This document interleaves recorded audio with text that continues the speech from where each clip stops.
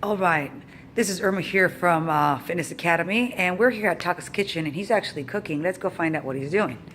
Hey Taka, what's going on? Hey everybody, what's going on? Oh, am I not performing? All right, well, let's watch this monkey dance.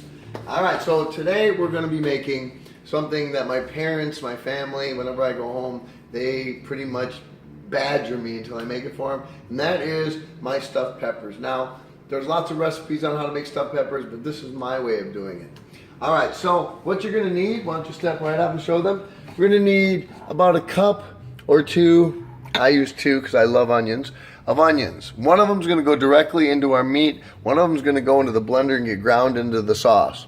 You're gonna need two cups of chopped up tomatoes, right? Because I love tomatoes, they're great, they're full of vitamin C. And then we got one bowl of not chopped up. These are going to end up in the blender.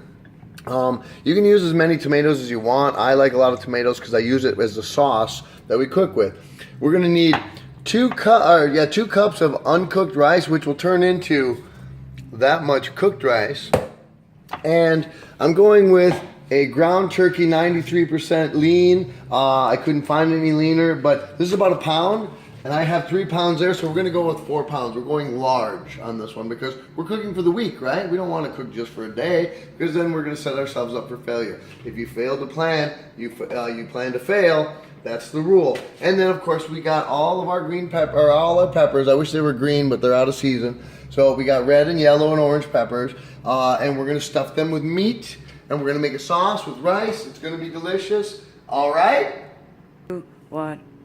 All right, I almost forgot one important ingredient, and that's broccoli. And you say, Brian, Taka, why broccoli? Because it's broccoli. Can't you see it? Oh, all right. So broccoli's good for you.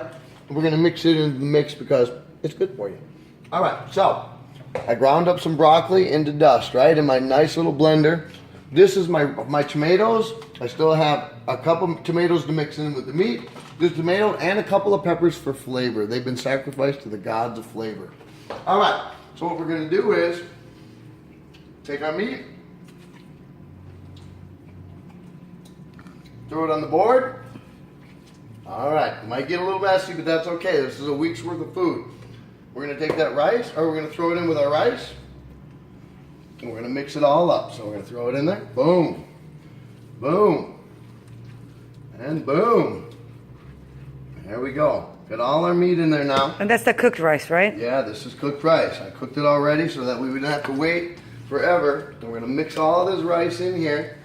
That's right. And what else is going in here? Oh, yeah, that's right. Onions. Oh, why? Because onions are delicious and they're good for you. Quit your bitching. All right. And tomatoes. Oh, those tomatoes are going to go in. There we go. Delicious. All right. And what else? Oh, you guessed it. We're going to top it all off here. All right? Good. Pause it. Action.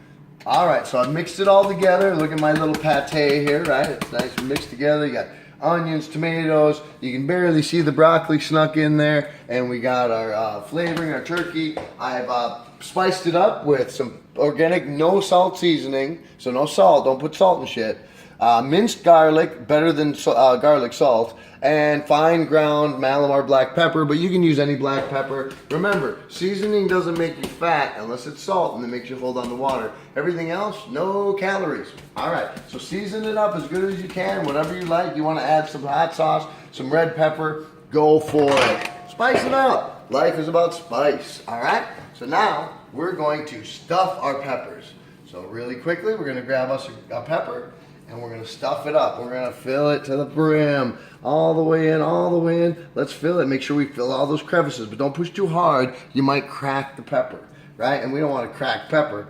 All right, so, and this is the trick I always use. I take one finger, and I slam it down the center, and leave a gap down the hole, because we're going to take our nice tomato sauce, we're going to pour it in there, so it's got something to soak up some flavor. You're going to knock up the... We're going to knock it up. We're going to get it pregnant. That's right. I said it. Everybody's getting pregnant up in here. Yeah. All right. All right. All right. One. All right. Okay, so now we've stuffed our peppers and we've come to a realization that, oh my God, we ran out of peppers. There's way too much meat. What the hell are we gonna do, Taka? Oh my God, it's the end of the world as we know it. No, it isn't. So what we're gonna do is we never waste anything. I'm from Wisconsin and we're known for eating our dead, so we don't waste food. So what we did was we packed in our peppers and we stuffed them, right? But then we packed in all the gap spots with giant meatballs. Why? Because we want to. All right, now what we're gonna do is the piece de resistance. Remember, I have tomatoes ground up in here and peppers ground up in here, onions ground up in here, it's all in here. So we're gonna fill those holes. Remember I told you about those holes, those special little holes I poke with my finger? That's right, we're gonna fill those up. Oh yes, why? Because we wanna keep those nice and dry, nice and moist. We don't want that rice drying out. It's already cooked, but we wanna keep it nice and moist, right?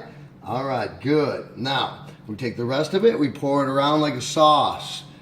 That's right, that's gonna be what we mix with those meatballs. Oops, there we go, come out of there. All right, 2 for 1.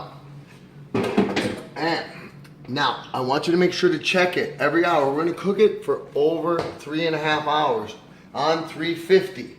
I want you to check it every hour, and if it looks a little dry, pour a little water on top of it. No harm in that. Some's gonna evaporate, it happens. Kind of like making a roast. If you know how to make a roast, kind of like that. Want to keep it moist, you don't want to screw with it too much. It takes about 3 hours to cook all the way to the center of the meat, right? And to break down the onions, break down the tomatoes, makes everything mix. Here's the cool thing, it's like cooking Italian style, and if you're Italian, you know what I'm talking about. If you've eaten with Italians, you know what I'm talking about.